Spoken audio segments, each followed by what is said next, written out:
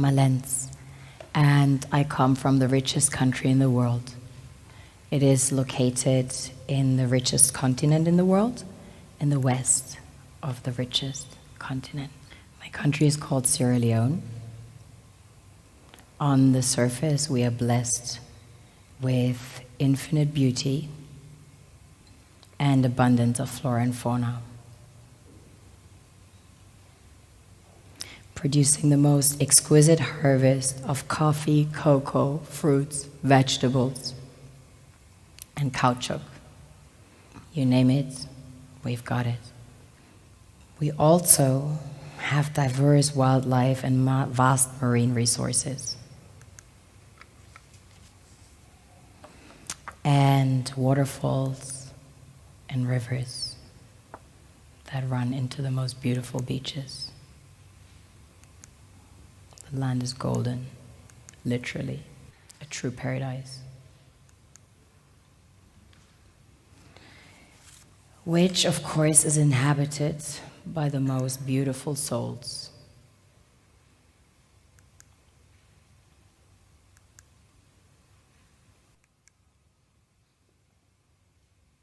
We have a very strong cultural heritage. In fact, Sierra Leone had the first sub-Saharan university. Prior to that, there was one in the kingdom of Timbuktu, which was the first university in the world, succeeding the great Gnostic schools of Egypt and Osiris. On a deeper level, we are blessed with the real treasures the kings and queens of this world desire.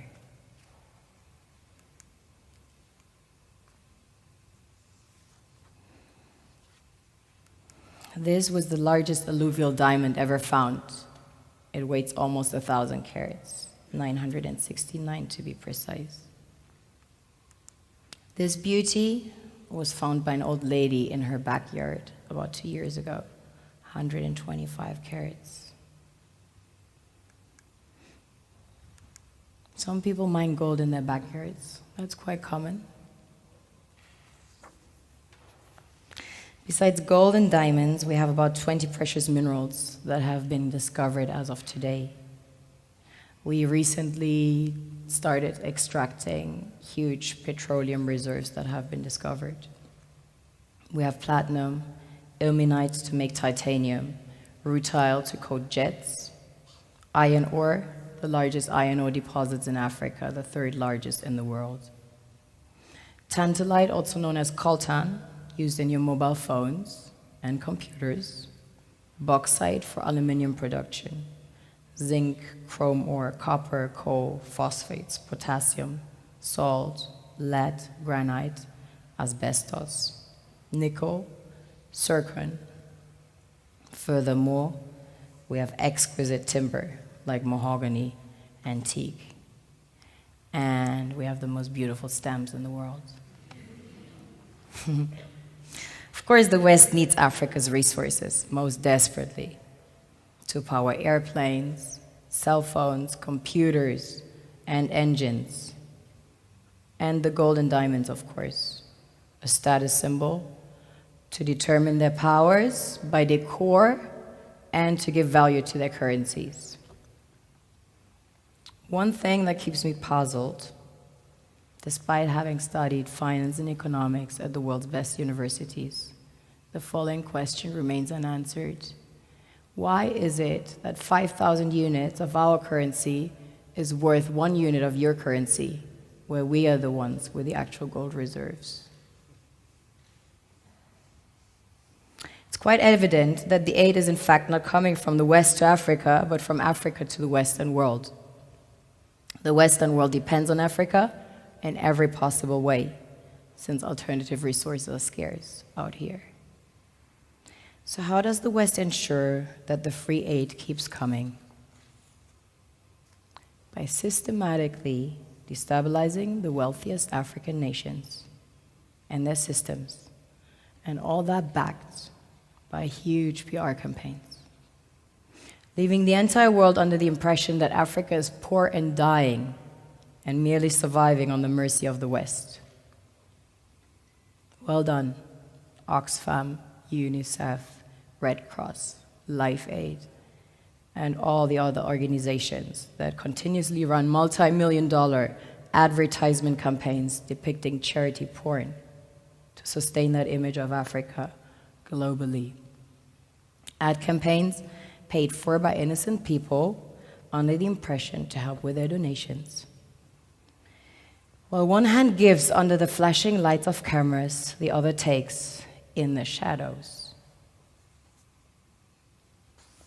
We all know the dollar is worthless, while the euro is merely charged with German intellect and technology, and maybe some Italian pasta. How can one expect donations from nations that have so little? It's super sweet of you to come with your colored paper in exchange for our gold and diamonds. But instead, you should come empty-handed, filled with integrity and honor. We want to share with you our wealth and invite you to share with us. The perception is that a healthy and striving Africa would not disperse its resources as freely and cheaply, which is logical. Of course, it would instead sell its resources at world market prices, which in turn would destabilize and weaken Western economies, established on the post-colonial free meal system. Last year, the IMF reports that 6 out of 10 of the world's fastest growing economies are in Africa, measured by their GDP growth. The French Treasury, for example, is receiving about $500 billion year in, year out, in foreign exchange reserves from African countries based on colonial debt they forced them to pay. Former French President Jacques Chirac stated in an interview recently that we have to be honest and acknowledge that a big part of the money in our banks comes precisely from the exploitation of the African continent. In 2008, he stated that without Africa, France will slide down in the rank of a third world power. This is what happens in the human world, the world we have created. Have you ever wondered how things work in nature? One would assume that in evolution the fittest survives. However, in nature, any species that is overhunting, overexploiting the resources they depend on as nourishment, natural selection would sooner or later take the predator out, because it offsets the balance. Now that I shared my perspective with you, I would like to share my initiatives with you. As a Sierra Leonean, I'm a diamond expert. I find them in the rough. What nature created from the darkest substance, under the influence of heat and pressure, transforms into the strongest, most brilliant rocks. These rocks have the consistency to stem an entire nation. These will be our future leaders. Please meet the Fulancho Creative Collective I formed with 21 street kids that were orphaned and displaced as a result of the Sierra Leonean Civil War and ended up living in the street as early as age 3, growing up as outlaws of society. I name Timothy, but my gangster name na Ephraim. My name is Patrick Christian Kago. My name is Alusandro. My name is Samusi.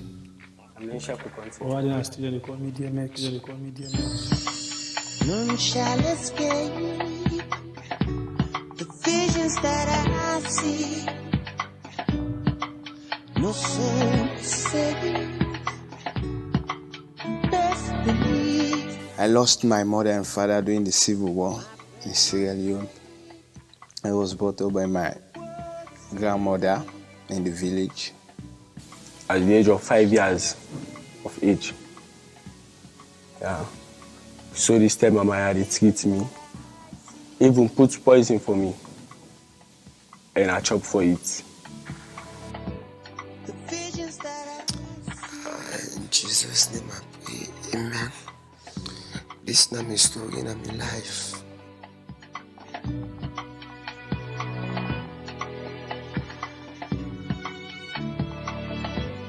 I would not the man who formed la base. Yes, I would not the first man who begin lock la base. Stay other gangster the Kaisai la base. And la base is it now. The team, all man fearful of the team. the visions that I see.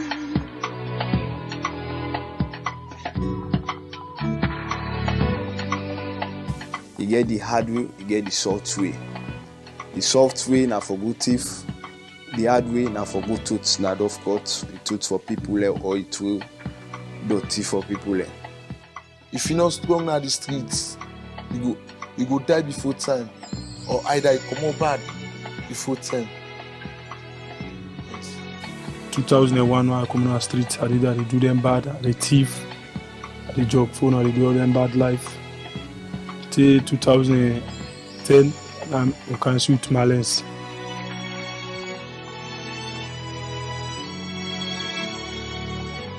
From the street, he take me to school, he go put me in school. I did live fine now. Then me own thing what I want to do in the future.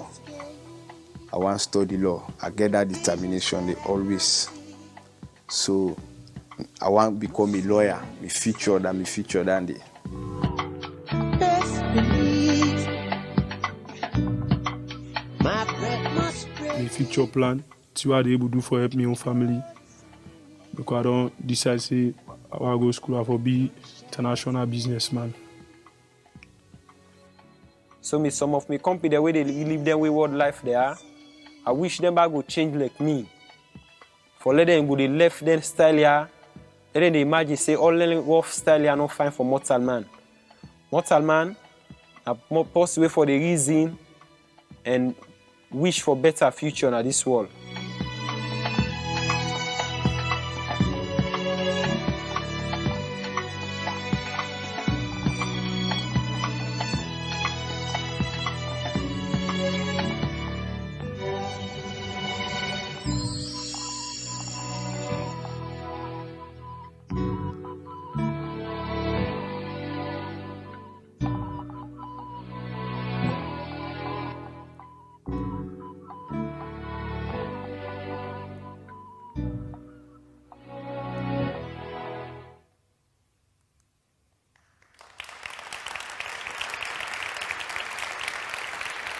These guys are my biggest inspiration.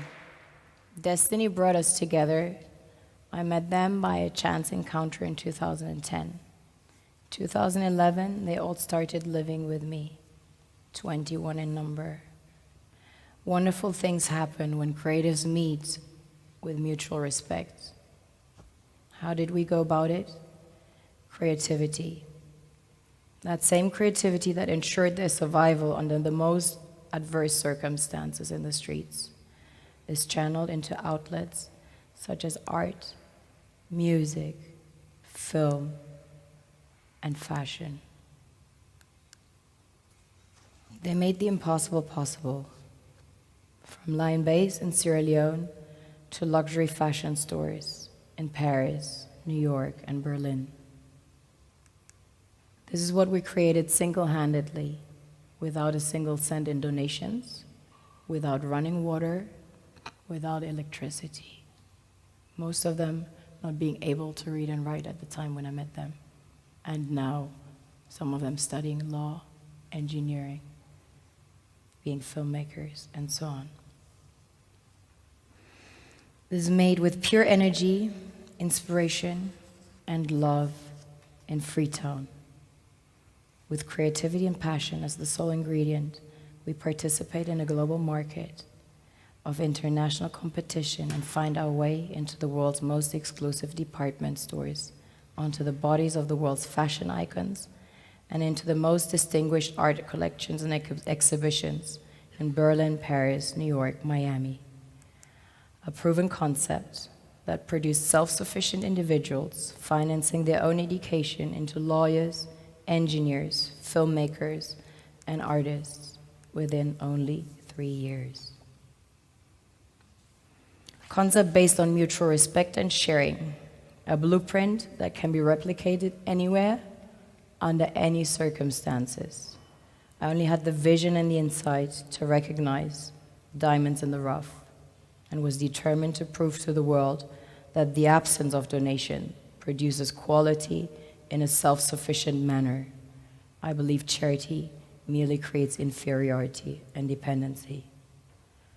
I want to serve as a bridge between two worlds I call home, to facilitate a fair exchange between two contrasting worlds that become powerful once balance is reinstalled. It's not about charity, it's about charity. Today I invite you to change your perspective. Own your visions of a brighter world. Never see lack. See abundance, always, everywhere. And watch the universe conspire. Don't focus on problems, but on the solution. Remember, our perception of any given situation is the only thing that determines the outcome. I am Mallence. I am German, too. Change your channel. Vielen Dank für Ihre Aufmerksamkeit. Thank you for listening.